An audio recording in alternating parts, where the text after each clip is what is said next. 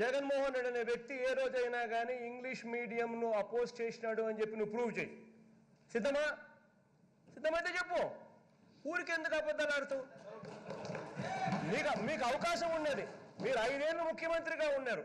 మీకు 5 ఏళ్ళు మీరు ముఖ్యమంత్రిగా ఉన్నప్పుడు మీకు ఇంగ్లీష్ మీడియంని ఎన్ఫోర్స్ చేసి మొత్తం 45,000 స్కూళ్ళు గవర్నమెంట్ స్కూళ్ళల్లో మొత్తం ఇంగ్లీష్ మీడియం తీసుకొచ్చి మొత్తం స్కూల్స్ను మార్చే సువర్ణ అవకాశం మీ చేతిలో ఉన్నప్పుడు మీరు చేయలేకపోయారు. మీరు చేసింది ఏంటి?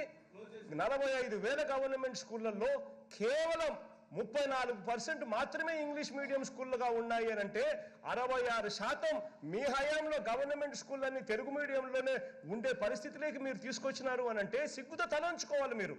నిజంగా అలా చేయకుండా ప్రైవేట్ స్కూళ్ళకు అందరికీ కూడా మీరు నారాయణ స్కూళ్లకు, చైతన్య స్కూళ్లకు, ప్రైవేట్ స్కూళ్ళందరికీ మేలు చేసేదానికోసము, వాళ్ళతో మీరు భాగాలు పెట్టుకొని మేలు చేసేదానికోసము మొత్తం గవర్నమెంట్ స్కూళ్ళ విధానాన్ని పూర్తిగా భ్రష్టు పట్టించిన మీరు ఈరోజు మాట్లాడుతూ ఉన్నారు అని అంటే, అందులో అబద్ధాలు మాట్లాడుతున్నారంటే నిజంగా 40 ఏళ్ళ ఎక్స్పీరియన్స్ అని చెప్పుకునే మీరు సిగ్గు తలకాయ ఉంచుకోవాలి.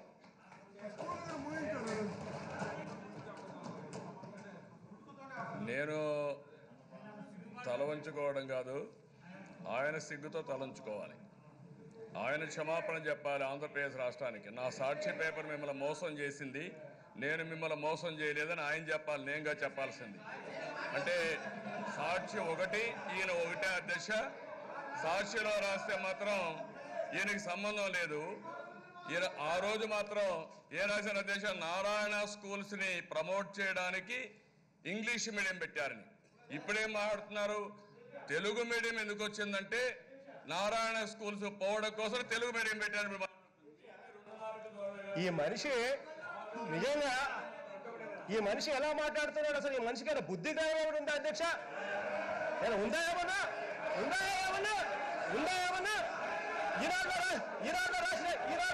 ఈనాడులో రాస్తే నేను ఇక్కడికి వచ్చి మాట్లాడితే ఎలా ఉంటుంది?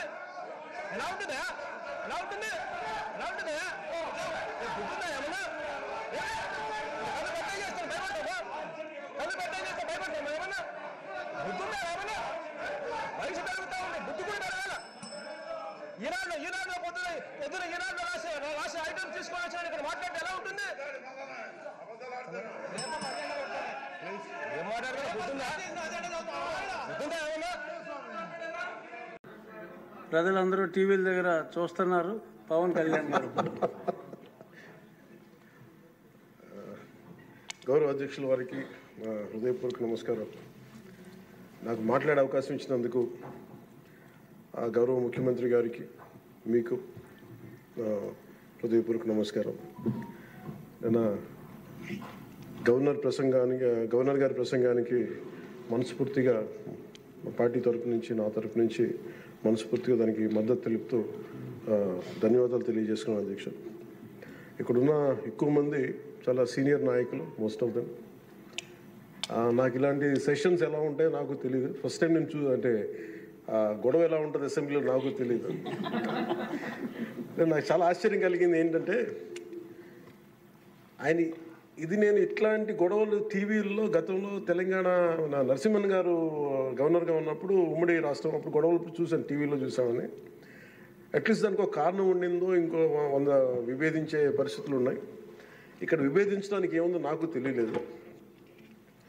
నేను అనుకుంటా ఉన్నాను, అసలు ఇలా ప్రవర్తించవచ్చా అని. ఇలా చేయొచ్చా అని. అంటే ఇది leaders should lead by example కదా. రాష్ట్రానికి ప్రథమ పౌరులైన గవర్నర్ గారు ఇలా ఈ స్థాయిలో ఉండి ఆయన మర్యాదపూర్వకంగా వచ్చి మన బడ్జెట్ని, మన రాష్ట్ర విధానాలని ఆయన ప్రవేశపెట్టి మాట్లాడుతూ ఉంటే గౌరవించే విధానం ఇదేనా అని అనిపించింది. సో నేను మనోహర్ గారితో మాట్లాడుతాను, మా సహచరులను, మన సివిల్ సప్లైస్ మినిస్టర్ గారితో. నా రూల్ బుక్ మేమిద్దరు మాట్లాడుకుంటే rules of procedure and conduct of business in Andhra Pradesh legislative assembly ఏంటి సార్ ఇలాగే మాట్లాడేస్తారంటే దాంట్లో చూపించాను. చాప్టర్ 5లో when the House assembles under Article 175 or 176 of the Constitution, every member shall maintain the dignity and the solemnity of the occasion before, during or after the Governor's address and shall not obstruct or interrupt the address in any manner. Maintenance of dignity and సాల్మిటీ at governors address అనేది చాలా స్పష్టంగా ఈ rule బుక్లో ఉంటే మనమే రూల్స్ని implement చేయాల్సిన వాళ్ళం. వారికి సంఖ్యాబలం ఉందా లేదా పక్కన పెడితే every member of this house has a responsibility to follow the rules. మనమే కనుక ఆ రూల్స్ని బ్రేక్ చేస్తే ఇంక మన ప్రజలకి కానీ చూసే వాళ్ళకి ఏం చెప్తాం? నాకు చాలా కాలం క్రితం నేను అప్పుడప్పుడు మనోహర్ గారిని అడుగుతూ ఉంటాను, సార్ అసెంబ్లీలో ఇక్కడ ఏమి గొడవలు జరిగినా ఎందుకు కేసులు పడవని, ఇక్కడ ఏమి మీకు కొట్టుకో, ఇది నేను నాకు చాలా కామన్ మ్యాన్ ఒక ఇష్యూ, ఒక ఇంక్విజిటివ్నెస్. అండ్ నాకు పార్లమెంట్లో గొడవ జరిగినప్పుడు ఏమి ఏంటి ఇబ్బంది పెట్టేస్తారు ఏంటంటే, ఇక్కడ అవేమి ఉండవు, ఇక్కడ ఇట్స్ ఫ్రీ ఫర్ ఆల్ అన్నట్టుగా మాట్లాడితే then we have more responsibility. మన మీద రూల్స్ పెట్టలేదు అంటే ఏం కేసులు పెట్టమండి. ఇదే కనుక నిన్న వాళ్ళు చేసిన గొడవే కనుక గవర్నర్ గారి మీద ఆయన సుప్రీంకోర్టు జస్టిస్గా ఉన్నప్పుడు ధైర్యం చేయగలరా? కళ్ళల్లో చూడగలరా?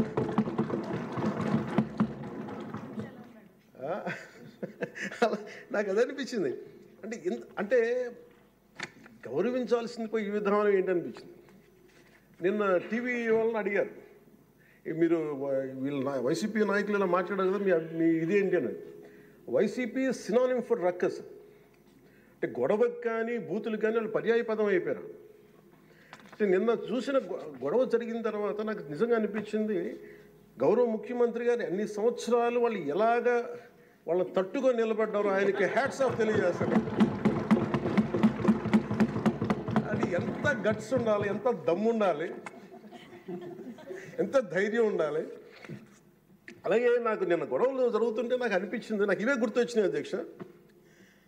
వాళ్ళు ఎప్పుడైతే పేపర్లు విసిరేసి అక్కడ దాకా వచ్చారో నాకు గుర్తొచ్చింది వివేకానంద రెడ్డి గారి హత్య గుర్తొచ్చింది. అంటే వాళ్ళ విధ్వంస విధానం చూశాను. అలాగే ప్రజావేదికని కూల్చిన విధానాన్ని గుర్తొచ్చింది అధ్యక్ష. 200 పైచిలకు ఆలయాలని విధ్వంసం గుర్తొచ్చింది అధ్యక్ష. డాక్టర్ సుధాకర్ గారు చనిపోయిన విధానం గుర్తొచ్చింది అధ్యక్ష. జంగారెడ్డి కల్తీ సారాలో చనిపోయిన చావులు గుర్తొచ్చినాయి అధ్యక్ష. సుప్రీంకోర్టు జడ్జిలతో లెటర్ రాసిన విధానం గుర్తొచ్చింది అధ్యక్ష. వాళ్ళు చేసిన గొడవకి మన హైకోర్టు, ఆంధ్రప్రదేశ్ హైకోర్టు జడ్జెస్ని సోషల్ మీడియాలో బూతులు తిట్టిన విధానం గుర్తొచ్చింది అధ్యక్ష. సోషల్ మీడియా అబ్యూస్ గుర్తొచ్చింది అధ్యక్ష. పత్రికాధిపతులపై దాడులు గుర్తొచ్చినాయి అధ్యక్ష. రివర్స్ టెండరింగ్ గుర్తొచ్చింది అధ్యక్ష. పాలసీ టెర్రరిజం గుర్తొచ్చింది అధ్యక్ష. స్వయాన మీ మీద జరిగిన టార్చరు, దాడులు, ఇబ్బంది పెట్టిన విధానం గుర్తొచ్చింది అధ్యక్ష. మడ అడవుల విధ్వంసం గుర్తొచ్చింది అధ్యక్ష. చంద్రబాబు గారిని 53 రోజులు జైల్లో పెట్టి ఇబ్బంది పెట్టిన విధానం గుర్తొచ్చింది అధ్యక్ష. అమరావతి రైతుల్ని దారుణంగా రక్తాలు వచ్చేలా కొట్టి కేసులు పెట్టింది గుర్తొచ్చింది అధ్యక్ష. తిరుపతి కల్తీ లడ్డులు గుర్తొచ్చినాయి అధ్యక్ష. అబ్యూస్ ఆన్ విమెన్ గుర్తొచ్చింది అధ్యక్ష. మన కళ్ళ ముందు వీళ్ళు విధ్వంసం తెలియజేస్తూ ఉన్నారు. వీళ్ళు ఈ స్థాయిలో ఇక్కడ ప్రవర్తిస్తే దానికి సంబంధించి బయట ఇట్లాంటి గొడవలు జరుగుతాయి అధ్యక్ష. ఇది మారాలి అని చెప్పి మనం మాట్లాడితే ప్రజలు మనకి ఈ రోజున ఇంత అత్యధిక బలంతో మనల్ని ఇక్కడ నుంచోబెట్టారు అధ్యక్ష, ఇక్కడ కూర్చోబెట్టారు మనందరినీ. దీనికి గౌరవ ముఖ్యమంత్రి గారు ప్రదేశాలు చెప్తూ ఉంటారు. అలాగే ఇది మినిమం గవర్నమెంట్, ఇది మన నరేంద్ర మోదీ గారు చెప్తారు, గౌరవ ప్రధానమంత్రి, minimum government and maximum governance అని. దాంట్లో భాగంగానే చాలా